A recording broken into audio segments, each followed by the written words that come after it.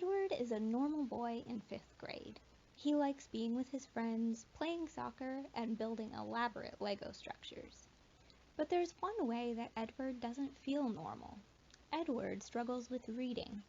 Ever since his class learned to read in grade 1, Edward has been the slowest reader in the class.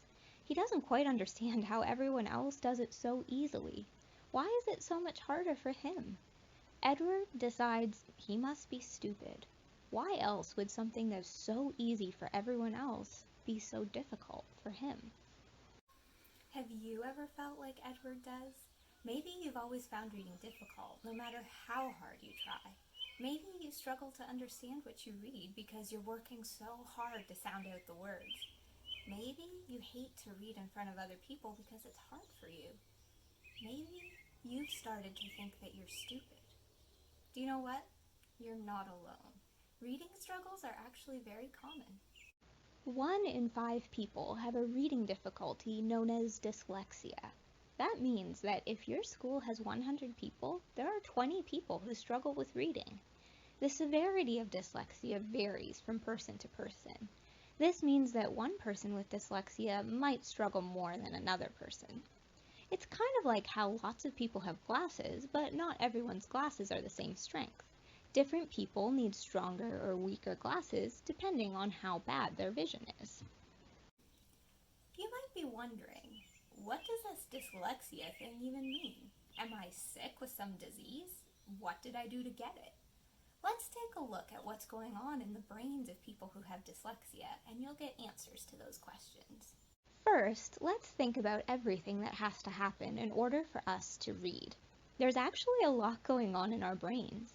We need to understand the way speech sounds make up words, focus our attention on the page, connect sounds to letters, blend letter sounds together, understand what we read, and store the new information in our memory.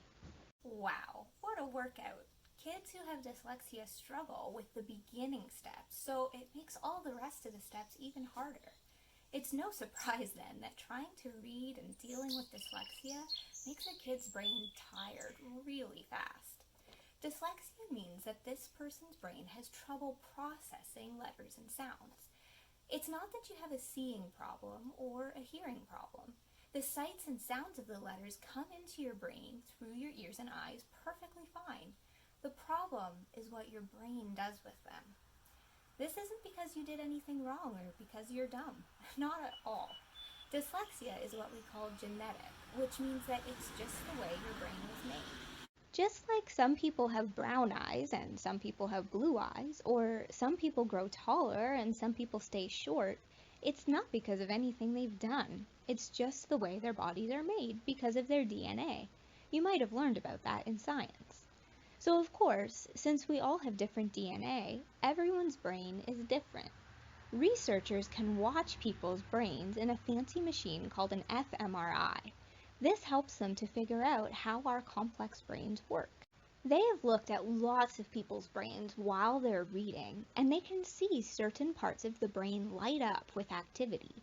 As they compared the brains of people who could read easily and people who struggled with reading, they noticed an interesting pattern. This is an image of the brain of someone who reads easily. Notice that 3 main areas of the brain are activated. Now look at this picture of a brain with dyslexia. Notice how they're using completely different areas of their brains? Because of the way their brains are wired, they naturally use different areas of the brain when they read. Unfortunately, their brains aren't choosing the easiest way, and that makes it really hard for them to read. So, does that mean that they're just stuck with being that way? Well, people used to think that, but they were absolutely wrong. Think about it this way. Different people are born with different athletic abilities. Some people can hit a baseball really easily and hit home runs all the time. Other people struggle to learn how to hit the ball, and they may strike out a lot. But the person who struggles with baseball can practice. If they spend hours practicing, they'll get better and better at hitting a baseball. They might even get to the point where they can hit a home run sometimes. It will take more hard work for them than it does for the person who can naturally hit a baseball really well. But if they practice, they can get better. It's the same way with reading. Someone who struggles with reading can practice and they'll get better at it. It will take time and it'll take hard work, but it is possible for their brain to learn how to use the right areas to read. Here's something really cool. You may have heard of programs like All About Reading or Barton. These programs help people with dyslexia to retrain their brains how to read. Here's the picture I showed you before of a brain with dyslexia. Remember how it's using the wrong areas to try to read? Well, after a year of working in a program like Barton, here's a picture of the same brain. Wow, look how much it has changed. And here's what's really exciting. Here's a picture of a brain without dyslexia. Notice that hard work and using the Barton system has helped the brain with dyslexia to start to use the proper areas for reading.